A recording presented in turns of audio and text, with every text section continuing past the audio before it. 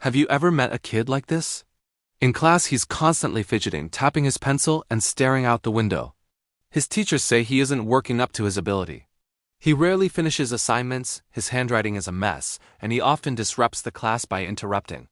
But then, out of nowhere, he will blurt out the correct answer to a really complex question that no one else has even processed yet. So, what's going on? Does he have ADHD? Is he just exceptionally bright? Or could he be both? It's a question that stumps parents and teachers alike, because it's genuinely hard to tell. Research shows that many behaviors we associate with ADHD, like restlessness, inattention, and impulsivity, are also common characteristics of bright, talented, and gifted children. They can look almost identical on the surface. So how do we begin to untangle this? The key to spotting the difference often lies in the context. We have to look at when and where these behaviors are happening. For children with ADHD, behaviors like inattention tend to show up consistently across almost all settings. They might struggle to focus on their homework, have a hard time listening to their soccer coach, and can't even sit through a movie without getting restless. The environment changes, but the struggle to pay attention remains. Now, let's consider the boredom factor, which is huge for gifted kids. A gifted child might look exactly like a child with ADHD, but only in very specific situations. This usually happens when they're bored stiff, waiting for the rest of the class to catch up, or when the schoolwork is just too easy and unengaging for them. One minute, they can't sit still in math class. But later that day, that same child might spend 3 solid hours, completely absorbed and laser-focused, building an intricate Lego city.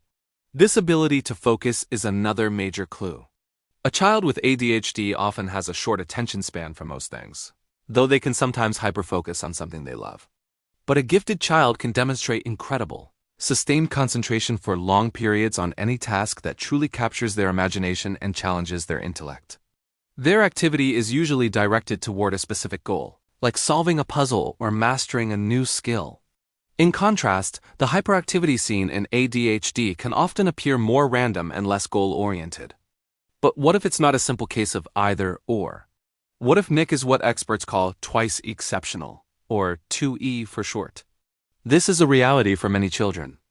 A 2E child is someone who is intellectually gifted but also has a co-occurring ADHD. It's a complex and often misunderstood profile. In these twice exceptional children, the two conditions can actually mask each other. Think of it like this. Child's high intelligence might act as a coping mechanism, helping him compensate for his ADHD challenges. He might figure out shortcuts or rely on his quick thinking to get by, allowing him to pass his classes even while he's struggling internally just to keep up. His giftedness is hiding his ADHD. But the reverse can also be true. His ADHD symptoms like disorganization, poor follow-through, and impulsivity might drag down his performance on tests and assignments. His report card might look average or even below average. As a result, he might never get identified or qualify for the gifted program, even though he has the potential. His ADHD is hiding his giftedness. The tragic outcome is that the child can be mislabeled as average, lazy, or unmotivated, when in reality, they're working twice as hard as everyone else just to tread water. Modern brain science and cognitive testing give us a clearer picture of what's happening.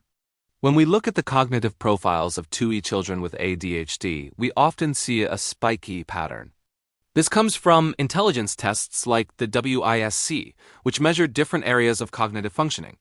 What we typically find is that their general ability index, which includes verbal comprehension and fluid reasoning, is incredibly high. These kids are fantastic abstract thinkers and problem solvers. However, on that same test, you'll see a dramatic drop in scores for working memory and processing speed. Working memory is like the brain's temporary sticky note. It's what you use to hold information in your head while you're reworking with it.